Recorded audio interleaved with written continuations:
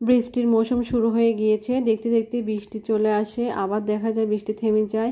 হঠাৎ করে দেখি যে ঝুম বৃষ্টি শুরু হয়ে গেল। হ্যালো এভরিওয়ান, আসসালামু আলাইকুম। সবাই কেমন আছেন? আশা করছি সবাই খুব ভালো আছেন। আমরাও আলহামদুলিল্লাহ ভালো আছি। বৃষ্টি দেখতে কার কার ভালো লাগে? আমার তো ভীষণ ভালো লাগে। আমি বৃষ্টি দেখতেছিলাম আর হঠাৎ করে দেখি আমাদের পাশে বিল্ডিংয়ে ছাদ ঢালাই হচ্ছে, আর হঠাৎ বৃষ্টি আসায় তাদের একদম ঢালাই নষ্ট হয়ে যাচ্ছিল। তাড়াতাড়ি করে ওনারা ঢেকে দিল। আর বৃষ্টি দেখলে কার কার খিচুড়ি খেতে ইচ্ছা করে? আমার তো হঠাৎ করে খিচুড়ি খেতে ইচ্ছা করলো, তাই বানিয়ে ফেললাম খিচুড়ি। খিচুড়ি রান্নায় যদি ডাল বেশি হয় তাহলে অনেক মজা লাগে, আর যদি কয়েক রকমের ডাল থাকে তাহলে তো আরও বেশি মজা হয়। এখানে আমি 4 রকমের ডাল দিয়েছি। এখানে হচ্ছে ছোলার ডাল দিয়েছি, মাসকলার ডাল, আর হচ্ছে মুগ ডাল, আর মসুর ডাল দিয়েছি। আমি খিচুড়িটা মাখিয়ে রান্না করব। এখানে পেঁয়াজ, কাঁচামরিচ, রসুন, আর হচ্ছে এখানে লবণ, হলুদের গুঁড়া আর ধনিয়ার গুঁড়া দিয়ে দেবো, আর দিয়ে দেবো সরিষার তেল, দিয়ে হাতে ভালো করে মাখিয়ে নিব। খিচুড়ি নাকি যত মাখানো যায় ততই নাকি খেতে মজা হয়। আমার আম্মুকে দেখি সে হাতে মাখিয়ে বেশি রান্না করে। আর হচ্ছে আমি এখানে সরিষার তেল দিয়ে দিচ্ছি, আর খিচুড়িতে সরিষার তেল হলে তো অনেক মজা লাগে।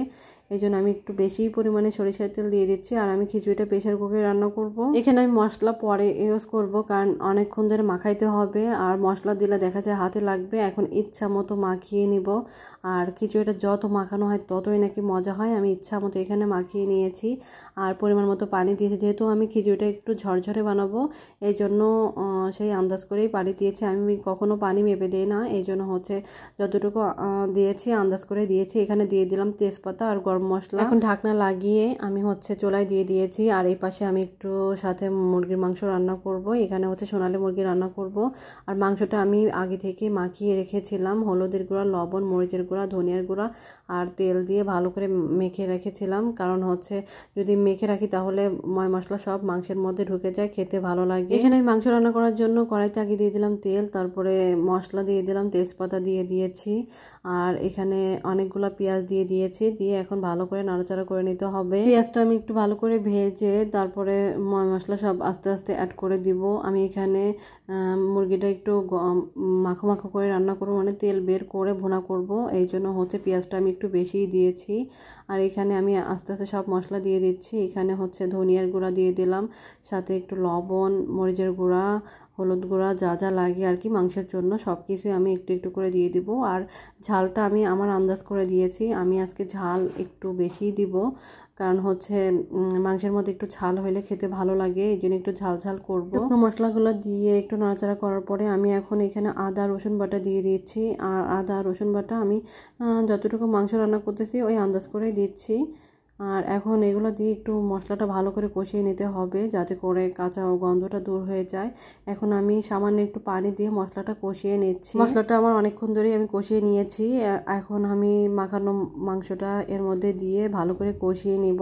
আর মাংস যত ভালো কষানো যায় ততই খেতে ভালো লাগে। আর আমি এটা যেহেতু ভুনা ভুনা করব, সেহেতু আমি এখানে অনেকক্ষণ ধরে কষিয়ে নিব, মানে ভাজা ভাজা করে নিব। মাংসটা দেওয়ার পরে নাড়াচাড়া করতে করতে দেখা যায় যে তলে একটু লেগে গিয়েছিল, সেক্ষেত্রে আমি একটু পানি দিয়ে কষিয়ে নিচ্ছি। এখন ভালো করে কষানোর পালা। কষানো হয়ে গেলে তারপরে এর মধ্যে আমি একটু পানি অ্যাড করে দিব। এই যে আমার মাংসটা মোটামুটি কষানো হয়ে গিয়েছে, এখন এর মধ্যে আমি একটু পানি অ্যাড করে দিয়ে দিব। রান্না বান্না কম বেশি সবাই পারে, এক একজনের রান্না এক এক রকম, এক একজনের রান্নার আর্ট এক এক রকম। আমি যেভাবে রান্না করি সেটাই আপনাদের সাথে একটু শেয়ার করলাম। আর এখানে আমি খিচুড়ি রান্না করেছি। আর এই যে আমার খিচুড়ির ফাইনাল লুক।